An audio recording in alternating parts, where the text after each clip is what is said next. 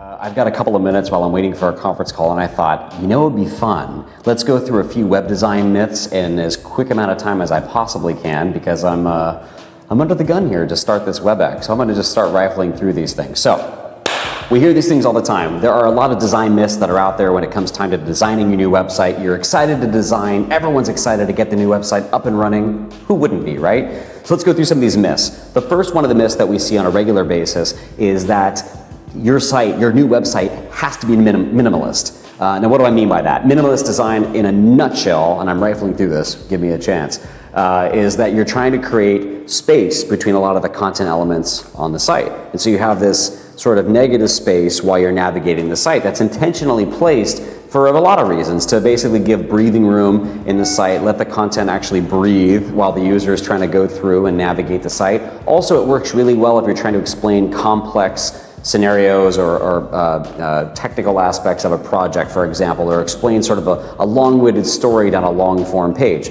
There's a lot of other reasons, I get that. But those are some of the key things that come up in our conversations with clients. Now, is minimalist design neat? Yes. Is it clean? Yes. Is it for your business? Maybe, maybe not. And that's okay. That's what we have to figure out and understand, that, you know, what makes the most sense. There are a lot of cases where you can actually add a lot more value to your site by adding more content. Where it's appropriate. But the case in point, you don't want to just dive in and say, I need to have a minimalist site because minimalist is the trendiest thing right now. You know, whereas a year from now, it probably won't be. Maybe, I don't know, who knows. But the point is, you want a design that makes sense for your business and tells your story and offers your products in as bright a light as possible, right? It makes sense. Myth number 2. So, should you utilize user feedback in your next website design? Yes. Yes, you should. Should user feedback define everything you do for your designs? No, it shouldn't. It should be a component, though, and that's something to take into account. I think a lot of times we'll come across clients that, you know, they'll say, well, we need to do a new website because we got a bunch of feedback on our on-page survey that suggested that the design is wrong, the calls to action are in the wrong places, and people can't find things. Well, okay, does that mean we need to throw the baby out with the bathwater? Which I hate that phrase. It gets used all the time. Anyway. No, the answer is no. You should not throw the baby out with the bathwater. You should not just thrash the entire site because a handful of users don't like something or can't find something. What you should do is supplement that user data with Google Analytics findings. Utilize other Mouseflow or ClickTail type products that allow you to view heat mapping and also get a sense of actual user flows on the site. Almost as if you're sort of spying on them, but getting a sense of how people are engaging with your store. Think of it as surveillance monitoring if you were managing a Walmart or a Target. You want to get a sense of the flow, that people are wandering around your store and trying to find products. Are they wandering by the right end caps? Are they finding the right on-sale items in your e-commerce store? It all plays in the same sandbox together. So the point is, you want to combine as much data as you can to make a well-rounded decision on the design direction that you want to make. You know, we love being able to dive into a brand new web design project that's either starting from scratch, or if we're going to evaluate something from the ground up. That is probably the most holistic and organic way to do something with a new project, rather than trying to fix something that may or may not be broken. The point here is, don't rely just on user feedback to define what your next generation website is going to be. Got it? Cool. Myth number 3. Is that right? Yeah, 3. So myth number 3 is that menus need to be streamlined on a website. Now, what do I mean by that?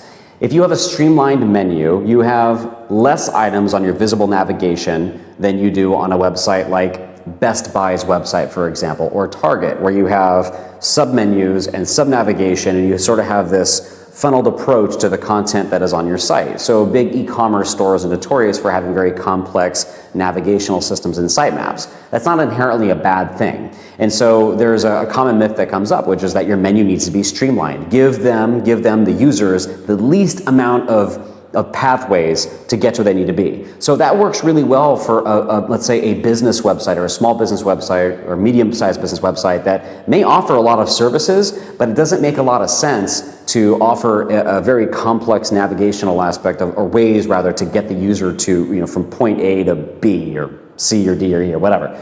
The point here is that you want to make the most sense for what your users are looking for. So what do? We look at the data. We look at the data and get a sense of the type of content that people are coming across and actually finding on your site. Now, it may very well be that you've got really good content buried in your website, and we have to define better pathways to get there. Now, we can integrate marketing to help people find some of these pages or content via landing page marketing or targeted marketing towards the demographic that should be seeing that content. I'm going down a rabbit hole here, but you get a sense, I think, that we can go a lot of different ways here rather than relying solely on a streamlined navigation to help the target audience find the right content. Make sense? I hope so. If not, leave me a comment. Talk shit. I don't care. Let's move on to number 4. Now, let's move on to myth number 4. Now, myth number 4 comes up quite a bit, and this is, again, in no particular order, but what happens a lot in these conversations is we tend to put a lot of emphasis on the homepage, and rightfully so. The homepage is, for all intents and purposes, it is your storefront. It is the first thing that users see when they're walking down the street and they look up and go, ooh, I want to go in here. Let's see what they have to offer. Whether it's a business service or an e-commerce store, whatever the case may be, the homepage is important because you want to make it look pretty. You want to make it look nice and flashy and get a bunch of really cool graphics on there. The problem with this notion, this myth that the homepage is the most important aspect of the site can be misleading. And I'll give you a couple of reasons why. The first is that 9 times out of 10, when we're doing a content audit on an existing site or trying to, pilfer through Google Analytics data to find the most important content, most of the time, clients want to put all of that information on the homepage, or at least aspects of it, teaser content, as you're scrolling through the page. And that's all well and good, but ultimately what you really want to do is focus on the information that is important to your business. So I used this example earlier. You may be a business that offers 100 products, or you have 50 different types of services that appeal to a bunch of different audience members. You're not in a million years going to be able to create enough content that speaks to all those people simultaneously to go on your homepage. So rather than trying to cram every piece of information onto your website, focus on what's actually important. Focus on your brand story. Focus on the things that if someone talks about your business behind your back, you want to control that story. And so don't make it about your services. Don't make it about, all of the things that you do, offer, sell, whatever. Make it about who you are as a business. It's your brand story. That's what it really should be.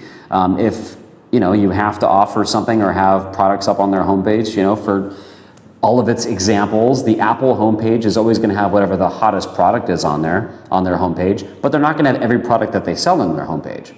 So using that as an example, you focus on what's important to your business. What are the current drivers? Let that dictate what goes on your homepage. Don't try to be everything to everyone, at first glance, because it's not going to happen. It's a fool's errand.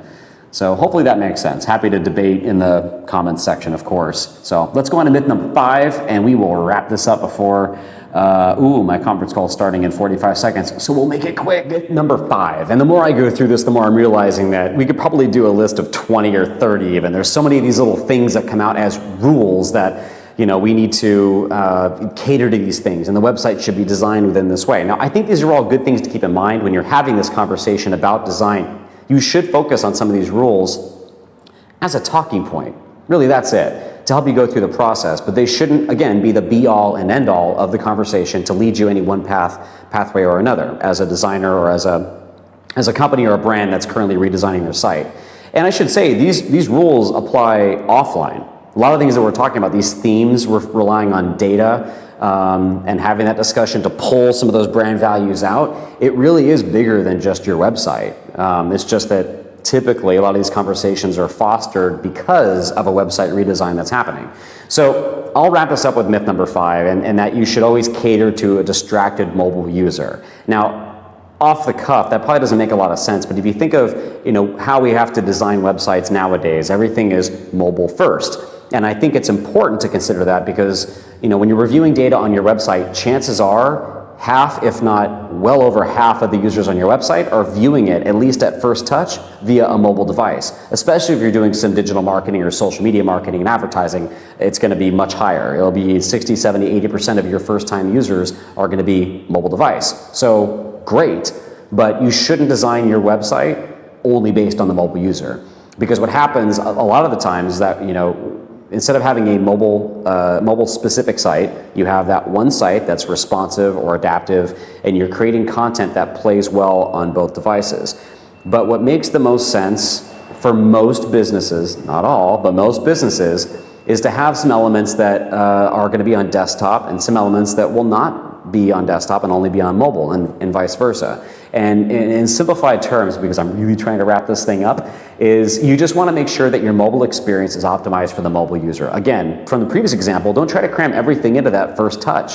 You're not going to get them every single time. And if you want to get all those users, you're going to need to create funnels and different pipelines essentially for those specific audience members, or I should say audiences, and those segments that you're trying to cater to. Again, for specific products, for demographic segmentations that you're going after, or for specific industries. A lot of different ways you can split up that pie. And so ultimately, again, don't try to be everything to everyone at that first touch. And don't try to cram everything into your mobile experience. It's not going to happen. As great as mobile devices are, and as great as 5G will be when it gets here in the next, I don't know, 12 to 18 months, it's not going to be the great savior of everything on your site. You still have a limited screen space to work with, right? Depending on which screen orientation you're watching this on.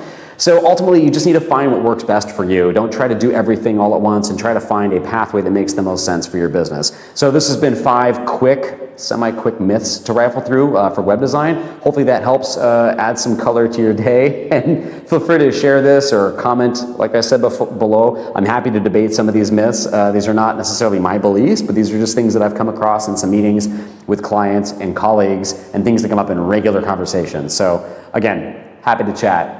Anyways, Bryant Walker, Tavo Interactive. Have an awesome day.